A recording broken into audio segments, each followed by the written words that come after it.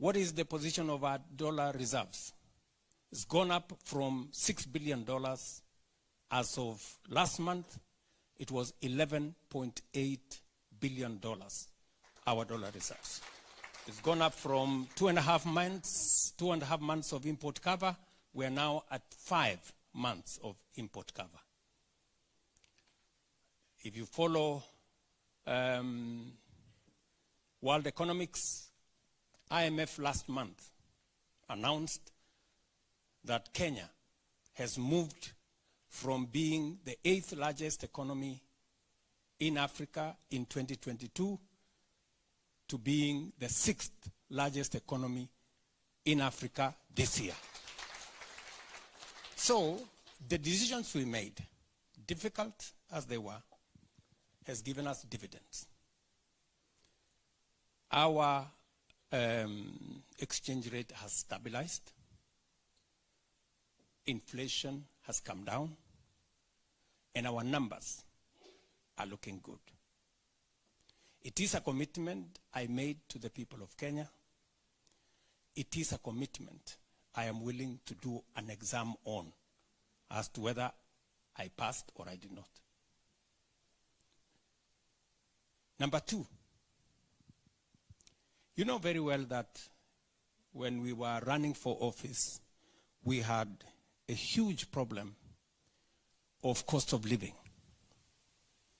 Unga was retailing at 240. We had many other issues. And I made a decision that we are not going to continue subsidizing consumption. And I said it in black and white, that instead of subsidizing consumption, which never solves any problem, we were instead going to invest in production. It is the reason why we put more money, not in subsidizing unga, not in subsidizing fuel. We put more money in subsidizing fertilizer, seeds, and the agricultural sector. We managed to bring down the cost of fertilizer from about 6,500. I remember when I discussed with KTDA, down to 3,500, and finally down to 2,500. We managed to subsidize seeds. We managed to work with the farmers. We registered all the farmers. For the first time, government of Kenya was working on data. We had never registered our farmers ever since. But today, I can confidently tell you we have 6.5 million farmers. We know those who do coffee. We know everybody's farm, the size. We know those who do tea. We know every farmer's detail. And we can direct subsidies to the people who need it most. As a result, and by the way, the process of registration of farmers was very interesting. We had been given a bill of 6 billion shillings by somebody who wanted the process of registering farmers. We didn't have 6 billion shillings, and I was not willing to look for it. So what did we do? We mobilized our chiefs, assistant chiefs, and Likuru, Mzee wa Mitaa, all those people, because they live in the villages. Today, we have a solid database. We collected that data in 1 month for free.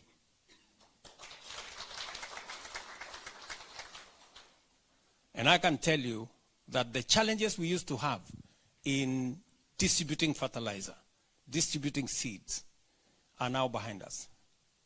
The crooks who used to collect, somebody has 3 acres, they go get fertilizer for 100 acres, they sell the balance, and they cause unnecessary shortages. That is now behind us. If you are a farmer today, including William Ruto, I have a voucher. I can only buy as many bags as my piece of land is registered. And we have gotten rid of corruption. We have eliminated theft of fertilizer. Today, we can, with sufficient accuracy, know how much fertilizer we need for our coffee, for our tea, for our sugarcane, for our maize, and all the other crops. What has happened?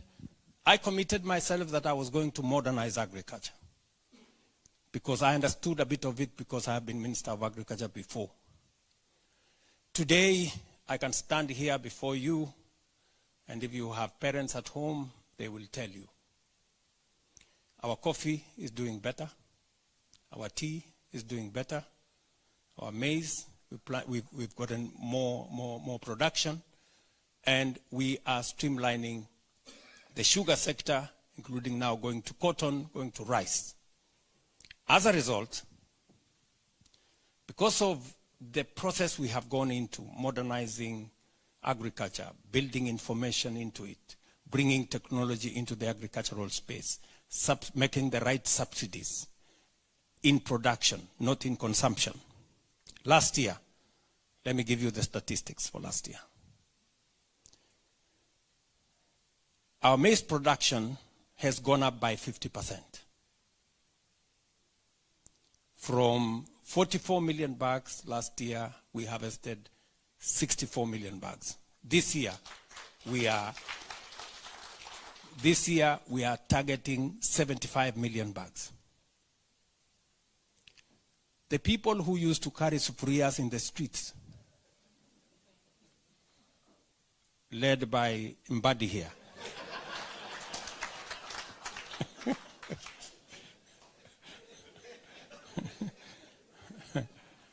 yeah, have left the streets because the price of unga has come from 240, is now 160, 140, 120. Tea. In 2022, we sold our tea exports and sales were 138 billion. Last year, our tea was 215 billion. Those of you sitting here who grow coffee, a kilo of coffee was 65 shillings in 2022. A kilo of coffee today is between 110 and 150. Why? We have subsidized fertilizer. We have chased away the cartels. The people who are registered as farmers, brokers, millers, and also buyers at the Nairobi Coffee Exchange, we have gotten rid of them and we have streamlined that sector. Farmers are making more money. It is a commitment I made that I would do, and I can proudly tell you that today we are making more money from our agriculture. I can confidently tell you today we have streamlined the sugar sector, which had big problems. Unfortunately for the people in that sector who are taken hostage, the sugar sector,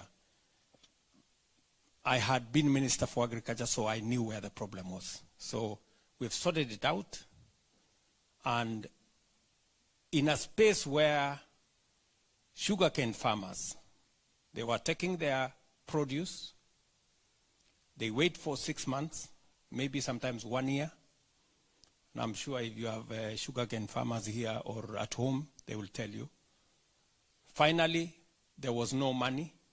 I had to look for money from government to go and pay farmers, to go and pay workers in sugar factories. And I told them that that was not going to go on. It's not going to be business as usual. If you heard that I made a phrase called Mambo ni Matatu, it was because of sugar. And I went and told those crooked people there, you have to get out of this space, because it was not going to be business as usual. So what has happened in that space? Because of the interventions we have made, production in the sugar sector has moved from 495, almost 500,000 metric tons in 2022. This year, we were at 815,000 metric tons. from 50 billion shillings every year to now 90 billion. And today I can confidently tell you Mumias, which could not pay workers, which could not pay farmers, which could not pay taxes. Today, Mumias pays farmers every 7 days, pays their workers every month. This year in January, we went to pay dividends to sugarcane farmers for the first time in the history of Kenya. I am not talking about what's going to happen. I am talking about what happened. And end of this year, by God's grace, because now we have brought the private sector using the Mumias experience into Nzoia, Chemelil, Muhoroni, and Soni. We will be doing the same end of this year. We will be paying dividends in our farming factories. So,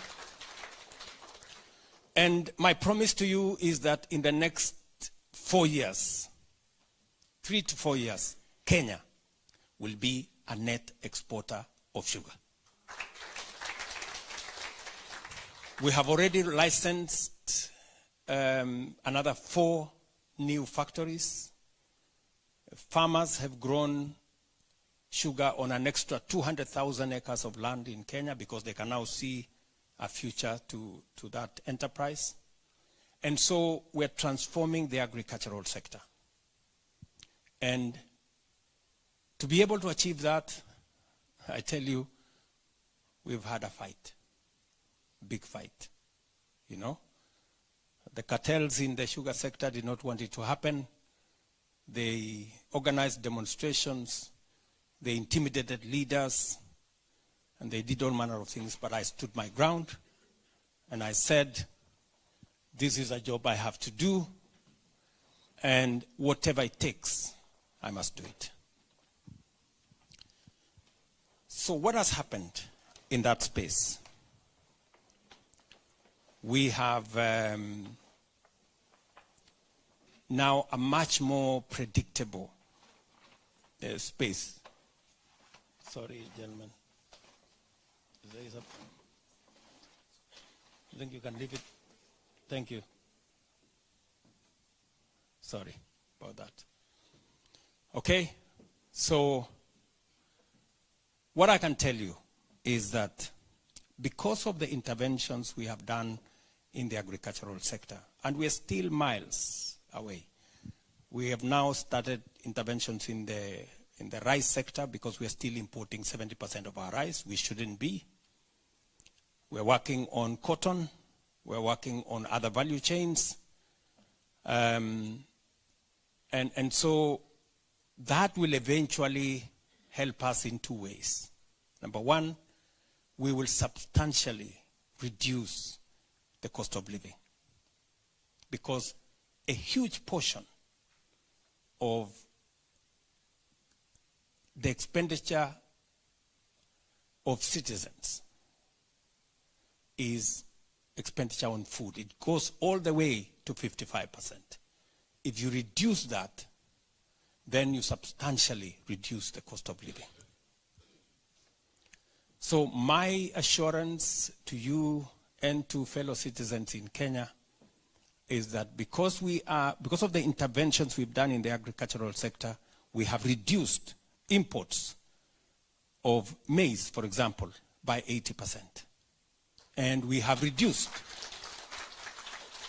imports of sugar by 70%. Let me tell you this. We have been spending 500 billion Kenya shillings every year to import food, to import edible oil, to import sugar, maize, wheat, rice, 500 billion shillings every year. It is my intention, at least this year, I have reduced from 500 billion to 280 billion. I've cut off 220 billion. My intention is to cut it down to zero. And we can do it in 3 to 5 years.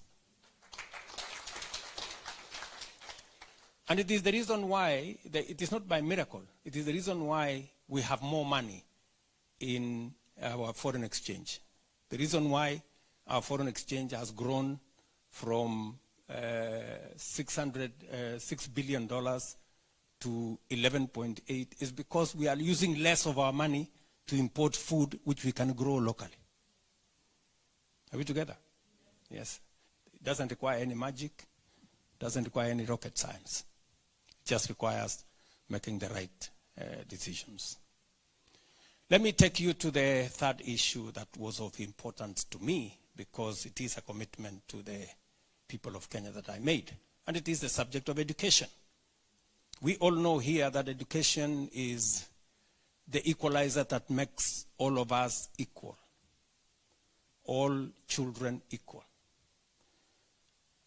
We had a problem with the CBC. I remember when we were in the campaign trail, many people said we should abolish CBC because parents did not know what was going to happen. They didn't know where junior school was going to be. It was not clear. So when I got into office, the first thing I did was to set up a task force led by Professor Munavu, and I put there very seasoned educationists and other professionals. They came up with a roadmap, which we quickly implemented to sort out CBC. We had huge problems with our university funding model. 23 universities were technically bankrupt. Many of them were paying half salary to their lecturers. You know that, cases of Egerton and many of the others. And we had very serious and acute shortage of teachers. So what has happened? Over the last 2.5 years, number one, we have hired 76,000 teachers. We are hiring another 24,000 teachers before January. So we will have 100,000 new teachers teaching our children. Number two, we have changed the funding model from being resources to the university. We now have a student-centered financing model that makes sure that we treat every student fairly, so that students from poor families can get up to 90% government scholarship. Because it is necessary for us to make sure that every child has an equal chance to education and an equal chance at life. We have also expanded infrastructure because there was clarity that many of our schools did not have adequate classrooms. Many of them had never seen a laboratory. So we have put up 23,000 new classrooms. 1,600 new laboratories are being built from 1st of this month, so that we can create sufficient infrastructure to give an equal chance to all our children to do their education. So in that space, again, you had, there was kelele, because we said, you know, how do we, my child, I pay 200,000 every term in an academy, you know, but when I'm told, pay 50,000 a year, not a term, 50,000 a year for university, I have a problem with it. You know, because we have to live within our means. We couldn't afford to pay for all our children in university. So we had to reorganize that funding model, and that's why we made it student-centered. So a bit of kelele here and there, but we have since stabilized it. I remember going to Cooperative University in Karen. And I had a conversation with the Vice Chancellor, I think he's called Professor Kamau. So I asked him, Professor, I want a honest feedback. What is your feedback on the new funding model that we have, that is student-centered, and the other model. He told me, Mr. President, I will tell you three things. Number one, I can pay all my lecturers on time. I can pay all my suppliers on time. And I can pay your taxes on time. But then he said that there is something you need to correct. There are some students that sometimes are put in the wrong band. So you need to make sure that the means testing instrument that places students in different categories is accurate. I told him, thank you very much. That is good feedback. So we are reworking the means testing instrument to make sure that it is much more accurate. So we have collected more data to make sure that when we place a student in a certain band, it is the correct band so that we don't disadvantage any student by putting them in the wrong band. I know I know time is running, so I want to conclude by saying two final things. We also agreed, and you heard me speak about it, about health. And I did say, health is not a privilege for those who can afford. Health is a right for every Kenyan. And as a result, we needed to change the health delivery mechanism because it wasn't sensitive. We had NHIF that did not quite reach out to people who did not either have a job. It was based on people who have a job and those who can afford. But everybody gets sick. It's not those who can afford and those who have a job. Everybody gets sick. And the Constitution, Section 43, says every Kenyan, mandates government, in fact, commands government to make sure that every Kenyan has access to health. You also know that universal health coverage has been a discussion we have had as a nation for many years. It was in the NASA manifesto. It was in the NAC manifesto. It was in the Jubilee manifesto. In fact, one of our big four in Jubilee was universal health coverage. In this election, it was in the Kenya Kwanza manifesto. It was in the Azimio manifesto. And somebody had to do something about it. And we've had too many false starts. Professor Anyang' Nyong'o tried it, it didn't work. You remember Ngilu tried it, it didn't work. You remember we tried it as the Jubilee, it failed. This time round I said, it cannot fail. Because I have had sufficient experience to be able to deal with this thing. So we put together our universal health coverage plan. I can now tell you with a lot of confidence, all right, that we have a health insurance scheme that leaves no Kenyan behind. I can tell you that. And I want you to try it, right? I want you to try it. Because in the old NHIF, in fact, it was destined to collapse because we had accumulated debts of 30 billion shillings, and it was growing by $1.5 billion every year. It wasn't reducing. So it was destined to crash at some point. So what did I do? We changed the law. We had to start from zero because we had tried to operate with the law the way it was.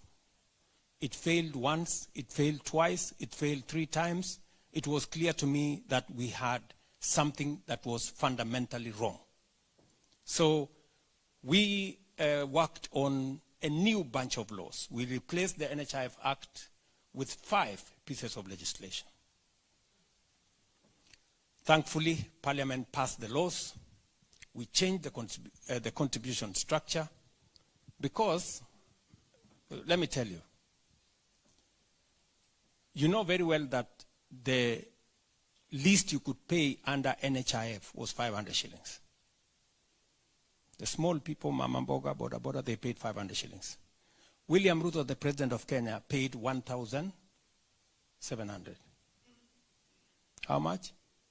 1,700. So a person earning 1 million is paying 1,700.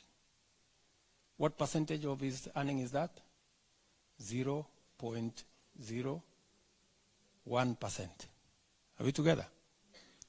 Mama Mboga, whose income is 5,000 shillings a month, is paying 500. What percentage is that? 10%. So the poor people are paying 10%. The rich guys are paying 0.001%.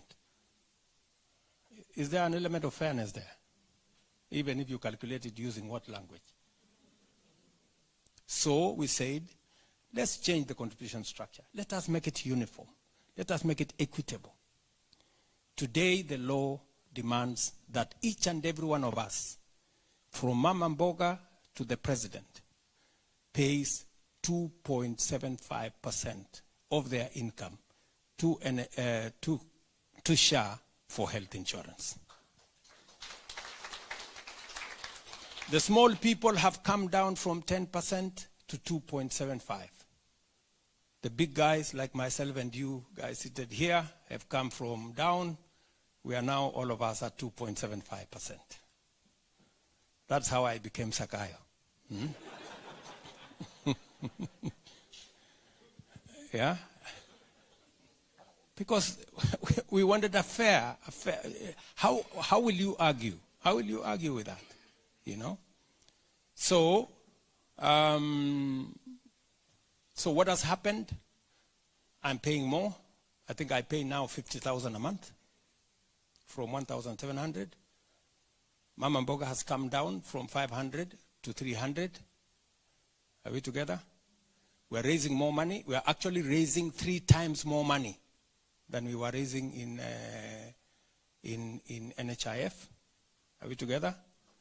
And today, it is possible for Mama Mboga, who never imagined that they would go for surgery and they would not have to sell their land or their livestock to pay, that SHA today pays for citizens equally.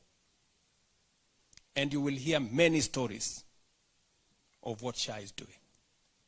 As I talk to you on a daily basis, people in the informal sector who never participated in NHIF, they are registering, 50,000 people are registering every day on SHA. We had 7 million people. Do you know how many people we have today on the platform? 24 million. How many? 24 million. That is how transformative it is. So, and by the way, people are registering voluntarily. Today, if you ask somebody to go to come and do a fundraising for you because you have a health bill, the first question they ask you, are you registered in SHA? Because they know if you are registered in SHA, at least a portion of your bill would have been settled. And if you are not, they will tell you, instead of us doing the Arambe, let me register you in SHA, wende upambane na mambo mbele. So, I can tell you it's not perfect, it's not 100% there, but I can tell you we are on course. And I am determined, and I'm clear that it's going to work. Because we have applied our mind to it. It took us almost a year to put together the legislation that now underpins our health insurance delivery. And my commitment is that to give every Kenyan a chance. If you want to try, *147#. I think that's a correct, somebody correct me if it is wrong. Correct? *147#. You will land on the SHA platform. You can register yourself there. They will take you to a place where they will assess you, and my commitment was let everybody pay pro rata on their income. The indigents, the people who cannot afford to pay, there will be about 1 million, 1.5 million, maybe 2 million, maybe 3, will be paid for by the government of Kenya. That is how we are going to make it universal. Are we together? That was my commitment on health, and I am very proud that we are all now moving in the right direction. The numbers speak for themselves. I get a report every evening because it is something that is so dear to me, and I see the numbers every day, and we keep correcting. We have closed down 1,000 fake hospitals, 1,000, and we are closing a few in the next coming days, because there are still those who want to change. For example, somebody has gone there for an outpatient.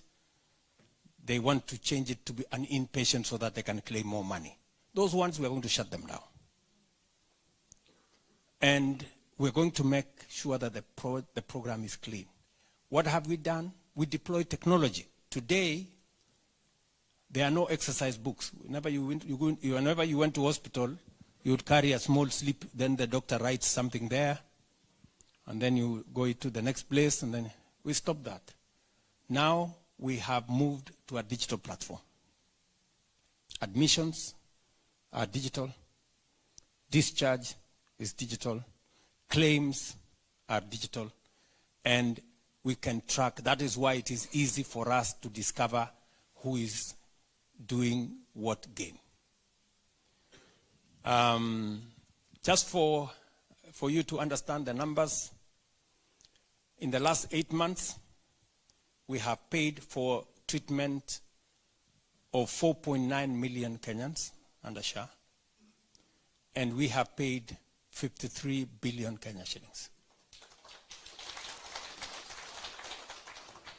By the end of the year, we will have paid something in the order of between 75 or 80 billion Kenya shillings for treatment.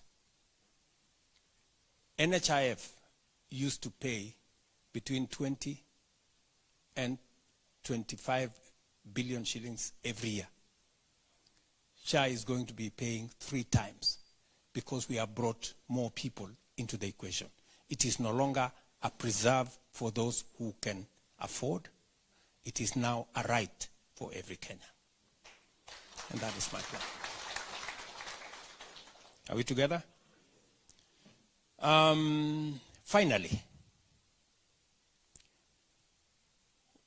we all understand that we have a challenge of unemployment, and we have to do something about it. And jobs must be deliberate. You must have deliberate government policy on how to create jobs. Jobs will not happen. They have to be created deliberately. And that is why my good friend here, Hinga, was showing you the numbers. So our program of housing, again, you people know here, housing was a standard manifesto item in all political parties. Every party said, oh, we are going to do housing. This one said, we are going to do housing. Even as in Jubilee, among the big 4, one of them was housing. In fact, just so that you know, housing was our plan in 2017. So we went to the campaign, we talked about housing, we said, oh, we are going to do this thing. And we actually went out of our way. So when we won the election, my good friend Uhuru Kenyatta, my boss, then told me, look, this housing, I have a very good person who I know. I met him in South Africa. Okay, we must look for him. I told him, Mr. President, please, let's look for him. We looked for the fellow, we found him. He's called Charles Hinga, this man here.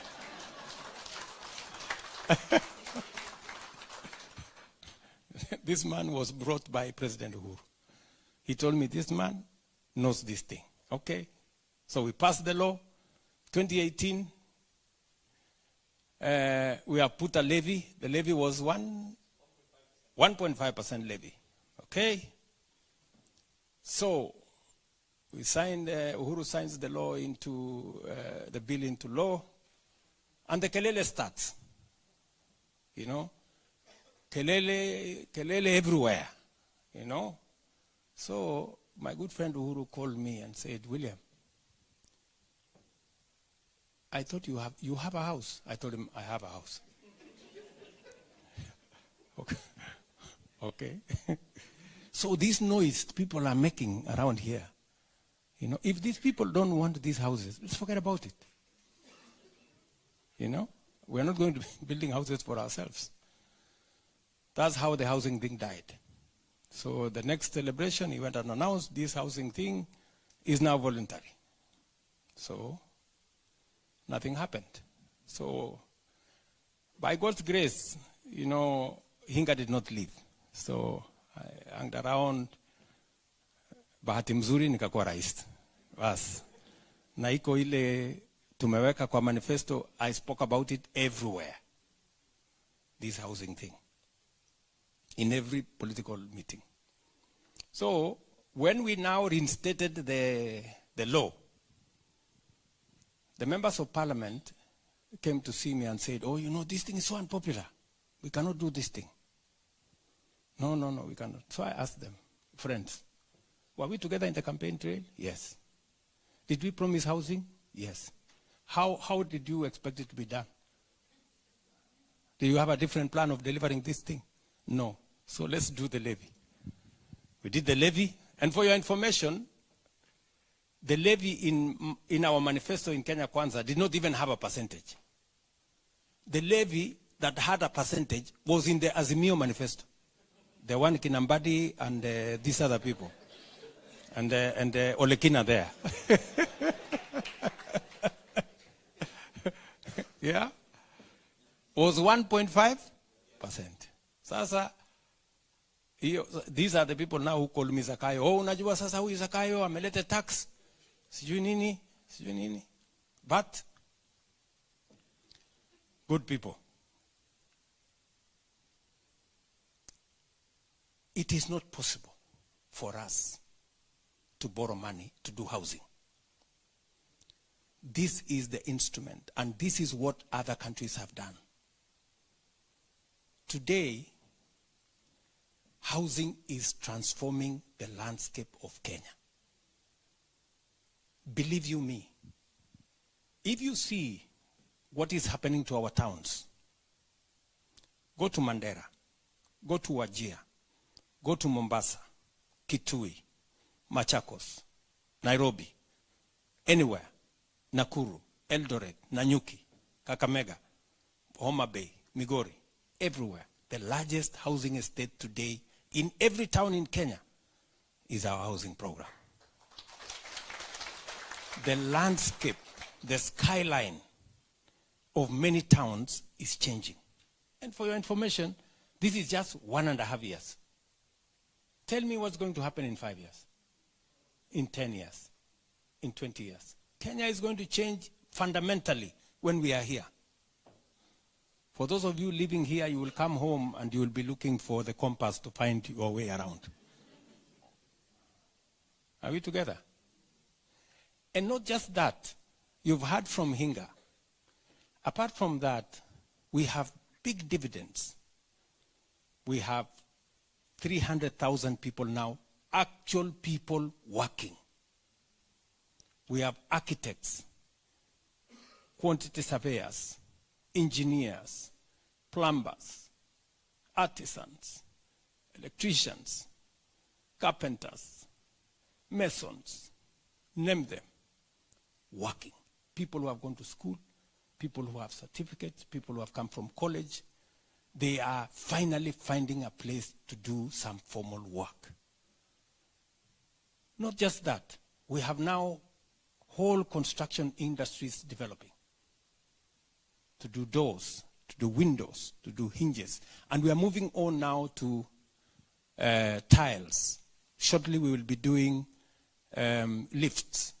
We already agreed that we work on companies that will now come and set up shop in Kenya to do lifts, and on and on. So a whole construction industry is developing in Kenya.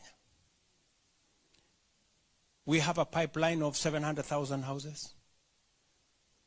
You've seen the numbers here. And we are going to not only create jobs, not only create industries, but we are also going to have to get rid of the 7 million Kenyans who today live in slums. And we're going to have, better living conditions, places of dignity. Sometimes, you find some arguments. Oh, who told this man that we needed houses? I get those kind of things many times. But you see, ask yourself, somebody who shares a toilet with 5 other families, one that you have to pay to use, people who there is no road, electricity much more expensive, water is much more expensive, living in Kenya. For those of us who live in houses that have 2, 3, 4, 5 toilets, you take them for granted. There are people who don't have a toilet. In fact, many of the people that we've given social houses in Mukuru, the best thing they celebrate is not the house. It is the fact that they have a toilet of their own. I mean, look at that. Look at that. That's how serious it is. And that is how so much of indignity that sometimes people live in, which we take for granted. And that is why we ask silly questions. Who told you we needed houses? At least for once. You should appreciate that there are people who need them more than you think. So I was talking to you about jobs. There we are creating jobs. I also made a commitment that we are going to expand the digital superhighway, as we called it, because we needed to bring more people into the space of digital jobs. As you are aware, Kenya has the best human capital anywhere in the world. We speak the best English. I say we only speak, we are only second to the British. Yes. We speak the best English. Anywhere, ask any corporate, anywhere in the world, they will tell you Kenyans speak the best English. And we have the best education. And we are the least supervised when we are given a job. So we have the best human capital. And therefore, and we live in a global world. It is said, and statistics are there, that 40% of the world's workforce will come from Africa by 2050. We need to take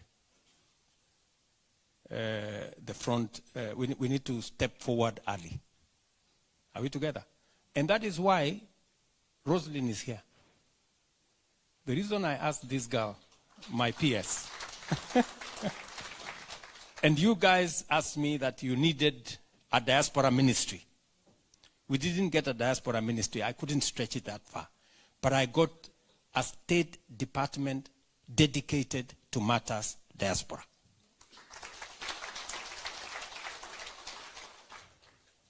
And today we have streamlined, with the assistance of the State Department of Diaspora, working with the Ministry of Labor, we have streamlined, apart from the jobs we are creating in our housing and other public sector infrastructure, we have now identified labor mobility, that Kenyans, being a strong workforce, we can work anywhere in the world. And we can work anywhere in this globe.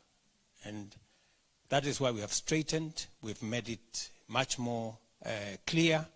We have eliminated characters who were taking advantage of Kenyans. There was a lot of fraud. We had 1,600 registered, those agencies. They are called what? Yes, private recruitment agencies. We had 1,600 of them. Many of them were crooks. We deregistered almost 900 of them because they had one problem or another. We demanded that any job placement must be put on the portal. We now have a portal so that we can make sure that we can track any Kenyan who is going to work outside Kenya. We must know where they are going, which company is employing them, how much are they being paid, what kind of job are they doing, and how do we get them to come home when it is necessary. And that's the job Roslyn has. Because we have streamlined that whole space, we now have a good record of Kenyans working abroad. In the last 2 years, ever since we streamlined that space, how many Kenyans have we placed there, Roslyn? 400,000 Kenyans. You know, when I say this, people cannot fathom. They can't believe it. But that's the reality. And the statistics are there. And for your information, our remittances from diaspora remittance has gone up from $4 billion, in 2022. We are now at $4.95 billion. We have almost $1 billion more. That is 120 billion shillings more because of the more Kenyans that are now working outside Kenya. It is my intention to take that to not $5 billion, as you may be waiting, to $10 billion, and it is doable. It is also the reason why today we have more reserves, because we have more people working in that space. That's number 2. Number 3, finally. I could tell you number 4, number 5, and number 6, but let me leave it at number 3. We are expanding the space in our digital jobs ecosystem. We now have 185,000 people working on our digital jobs platform. From CCI, if you go to Ruiru, you will find 5,000 people working in one building at CCI. And you find many other smaller, including in our TVETs. There are many Kenyans now who are earning in dollars, working on the digital platform, because we have streamlined that space, and it's the reason why we are spreading fiber optic around Kenya. So you should just know that apart from sometimes the many insults in the social media, there are people who are using the internet to earn real money. Forget about the insults. Forget about the pornography and all the other things there. There are people who are using internet to earn money and to sustain their livelihoods and to sustain their families. And that is the space we are working. So we are deliberate about where we are creating jobs. I can tell you with confidence, we have 300,000 jobs in the housing sector. You can go and see it for yourself. We have 400,000 Kenyans who have gone out in the last 2 years. We can give you the statistics and their names. We can tell you with confidence that we have Kenyans working in the digital space. We know where they are. We know what they are doing. And we will continue to push that space.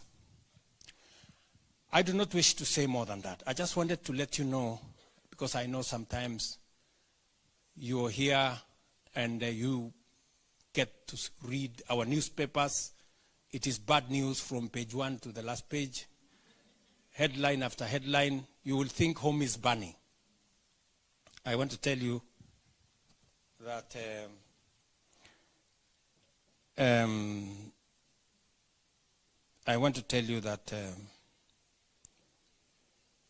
somebody is telling me some information here. You will come and tell them, I don't know. You will come and tell them. So this is what it is. So my ask of you is, we have a country to look after. I did promise that I will lead from the front. I want to tell you, I will lead from the front. Yes. Because I have a job to do. I told you, it's not always that you get an opportunity to be president. And it is my responsibility to make a difference. Tough as the choices are, difficult as the decisions are, I will make those decisions so that we can move the country forward. Because if I don't, we will mark time. I mean, for me, many people tell me, oh, you should not have made too many difficult decisions in your first term.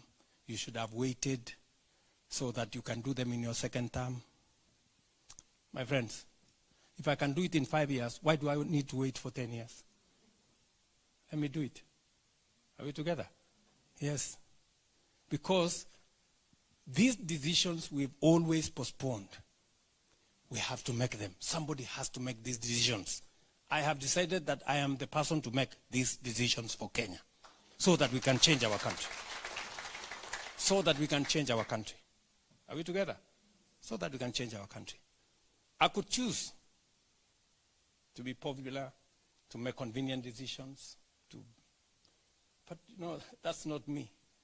Let me make the decisions that will change Kenya, and I am very proud that we are moving the country forward.